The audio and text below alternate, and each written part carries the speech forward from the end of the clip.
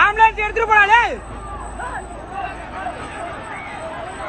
தமிழக வெற்றி கழகத்தின் தலைவர் நடிகர் விஜய் அவர்கள் ஒரு வீடியோல வந்துட்டு, சிஎம் சார் பழி வாங்குறதா தான் நீங்க என்ன வந்து பழி வாங்க, எங்களுடைய தொண்டர்கள் மேல கை வைக்காதீங்க, நான் எங்கேயும் ஆபீஸ்ல இல்லைன்னா வீட்டில் தான் இருப்பேன் அப்படின்றத சொன்னது வந்து எவ்வளவு பெரிய ஒரு வன்முறையான ஒரு ஸ்டேட்மெண்ட்ன்றது இந்த வீடியோ மூலமா நான் உங்களுக்கே சொல்றேன் பாருங்க. இந்த காணொலியில நீங்களே பாருங்க, அவங்க கட்சி தொண்டர் எந்த அளவுக்கு உயிருக்கு போராடிட்டு இருக்கிற ஒரு மனுஷனுக்கு காப்பாத்துறதுக்காக அந்த பொதுக்கூட்டத்தை வந்து நிப்பாட்டுங்கன்னு மனுஷன் கதறாரு, குடிக்கிறதுக்கு தண்ணி இல்லாம. விஜய் அவர்கள் கண் முன்னாடியே அவர் பேசிட்டு இருக்கும் போதே வந்துட்டு அவருடைய தொண்டர்கள் வந்து மயக்கம் போட்டு கீழே விழுறாங்க. அங்க முதலுதவி கொடுத்து சிபிஆர் மூலமா வந்து உயிர் காப்பாத்துறதுக்காக முயற்சி செஞ்சுட்டு இருக்காங்க. ஆனா நீங்க எப்படி மேனிபுலேட் பண்ணிருக்கீங்க?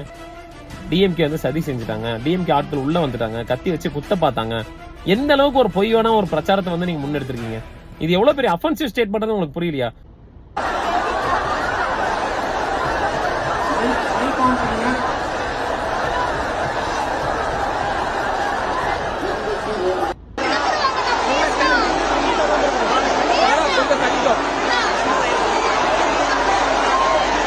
இந்த காணொலியில தமிழக வெற்றி கழகத்தோட தொண்டர் ஒருத்தர் வந்துட்டு 10 பேர் இறந்துட்டாங்க, தன்னுடைய ஆதங்கத்தை கொட்டுறாரு.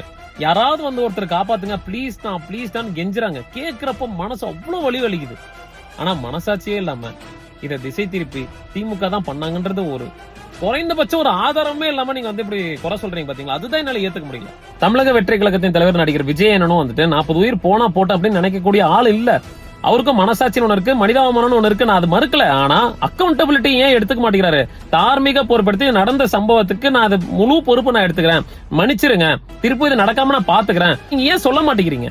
அதை நீங்க சொல்லிருந்தீங்கன்னா உங்க கட்சி தொண்டர்களுக்கு வந்துட்டு ஓரளவுக்காவது ஒரு அக்கௌண்டபிலிட்டி எடுத்து இருந்திருப்பாங்க. இறந்தவங்க குடும்பத்துக்கு நீங்க துணையா நிக்கிறீங்களோ இல்லையோ, ஆனா பச்சை குழந்தை இறந்திருக்கு, 2 கர்ப்பிணி பெண்கள் இறந்திருக்காங்க.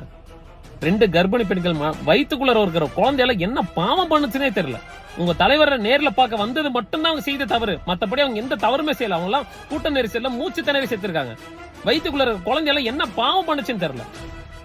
ஒரு 8 வயசு குழந்தை வயிறு கிழிஞ்சு போய் கிடக்குது, ஏறி மிரிச்சு கண்ணு வெளியில வந்திருக்கு. தயவு செய்து கொஞ்சம் மனசாட்சியோட பேசுங்க.